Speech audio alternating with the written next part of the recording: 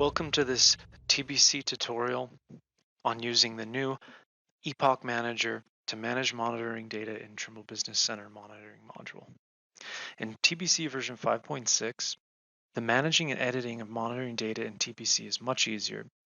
The Epoch Manager simplifies data management and editing of all monitoring data in the project from one menu. This new tool allows you to change reference time, delete epochs, and change timestamps. You can find the Epoch Manager in the Monitoring tab in TBC under Deliverables.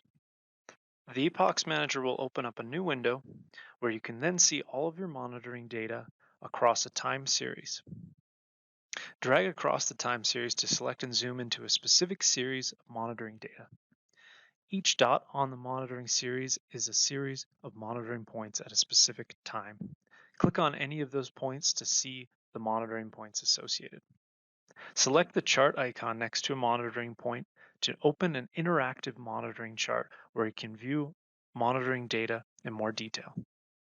You can also generate a customizable monitoring report from the Epoch Manager using the report icon. Select from a variety of information, including which points to include, a date range, chart elements, and a logo.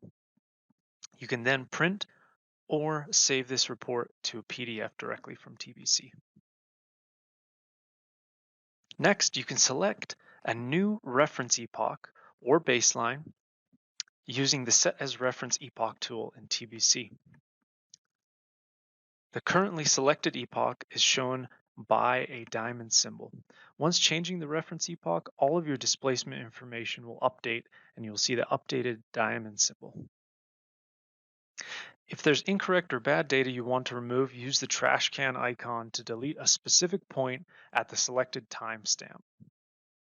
This will update that information in the Epoch Manager.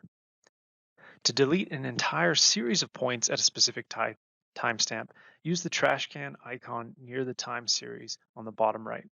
And this will update all of your monitoring information and remove that point from the time series. To edit a specific timestamp for a series of points, use the pen icon near the time series on the bottom right and select a new date and time. This will update the location of that point on the time series.